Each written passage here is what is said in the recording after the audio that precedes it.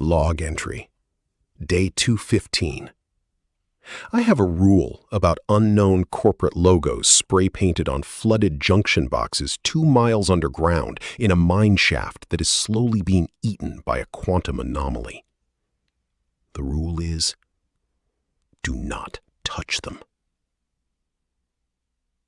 I hung motionless in the black water and studied it from a distance of roughly 3 meters.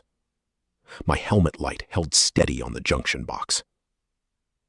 The logo was simple. A stylized geometric diamond above the letters Veritech Subsurface Systems in clean sans serif font. Very corporate. Very professional. Deeply, profoundly impossible. I had the complete maintenance history of the Creighton Mine on my hard drive. Every contractor, every subcontractor, every equipment supplier going back 40 years. Veritech Subsurface Systems appeared in exactly none of them. The quantum field sensor on my HUD was reading that in-between fine structure constant right here at this point in the tunnel. Not my timeline's number, not the new timeline's number, the average of both, buzzing and unstable like a signal between stations. The reality boundary had already pushed this far into the tunnel, which meant that junction box existed in both timelines simultaneously. In my timeline, it was a standard Creighton electrical conduit panel, totally unremarkable. In the new timeline, the mine had apparently been contracted to a company called Veritech that my universe had never invented. The box was phasing, flickering between 2 states at a quantum level. To my eyes, it looked solid. To the universe, it was a coin spinning in the air, not yet landed. I checked my HUD. Elapsed time, 22 minutes. Battery life remaining at the lab, 10 hours, 56 minutes. Distance to sublevel 6 generator room, approximately 170 meters. I thought about Captain Janeway. Specifically, I thought about every single time she flew the Voyager straight into the anomaly instead of around it, because flying around it would take too long, and the crew needed to get home. She was right every single time, and it almost killed everyone every single time. I swam past the junction box without touching it. The last 170 meters were worse. The HUD registered 3 more bleed-through artifacts as I moved deeper into the tunnel. A section of wall where the nickel ore had been replaced by a different rock composition entirely, gray-green schist that had no geological business being in this part of the Canadian Shield. A length of pipe that was the wrong alloy. My glove tapped it accidentally and it rang with a flat, dull tone where the original steel would have pinged. Small things. Background details. The set dressing of an alternate universe leaking through the cracks. I kept moving. I counted strokes. I did not think about the kitchen in Montreal.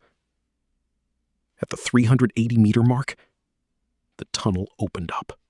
The sublevel 6 generator room was enormous.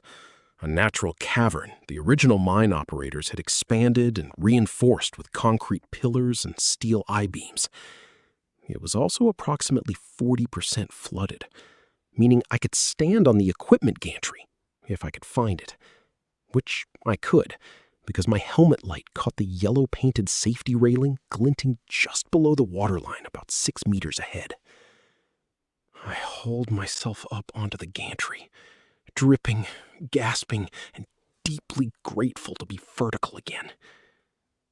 The geothermal generator was there, hulking and industrial, a Siemens SGT-100 turbine system the size of a city bus, sitting on an elevated concrete platform above the floodline. It was designed for exactly this situation. Total surface power loss, mine sealed, emergency operations only. The maintenance panel was sealed with a standard hex key lockout. I had a hex key. It was on the utility ring clipped to my dry suit, right next to the flathead screwdriver, the wire stripper, and a miniature Millennium Falcon keychain that I kept because I am who I am.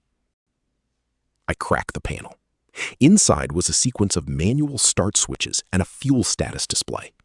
The geothermal loop, essentially a closed system that circulated water down to the hot rock layer and back up again as steam, showed nominal pressure. The system had been in standby for months, but standby was not dead. I ran through the startup sequence from memory. I had read the emergency operations manual twice during month 3, out of sheer boredom, on a night when even Seinfeld wasn't doing it for me.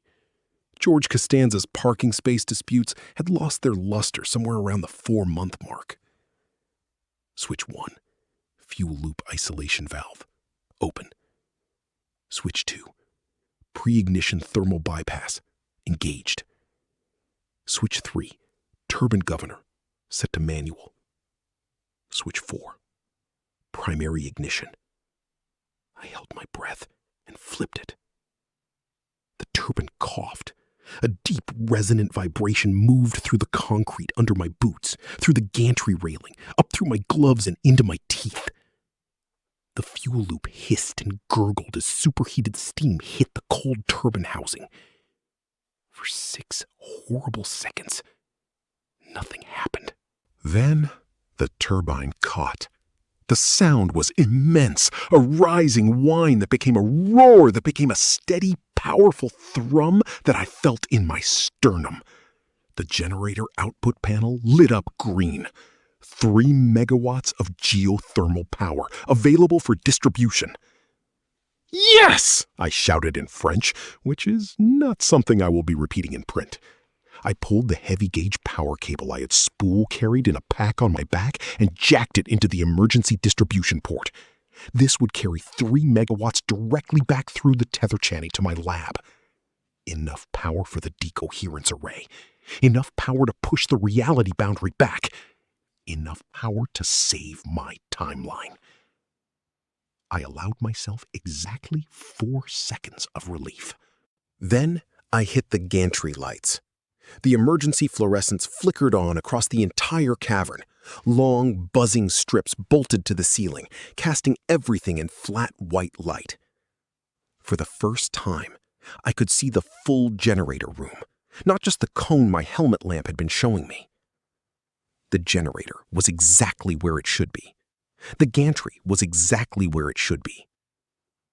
And on the far wall of the cavern, behind a section of equipment I had not been able to see in the dark, was a pressure window. A thick porthole of reinforced glass, standard in larger mine chambers, designed to observe the rock stress in adjacent cavities. Through the porthole, I could see the adjacent chamber. I recognized it immediately. Same dimensions, same concrete pillars, same I-beam reinforcement. It was the mirror image of the room I was standing in the new timeline, the Veritech version of Sublevel 6. The lights were already on in there. And sitting at the Veritech version of the emergency equipment panel, still dripping from a swim through the same flooded tunnel I had just navigated, was a figure in a dark gray dry suit, with a helmet visor still fogged from the cold. He was staring directly at the porthole. Directly at me. I could not see his face through the visor, but he raised one hand slowly in the universal gesture of someone who has just seen something they cannot explain. I did not raise mine back. My hand was too busy holding the railing so I didn't fall. There was another Elliot Vance in the alternate timeline, and he had apparently had the exact same idea.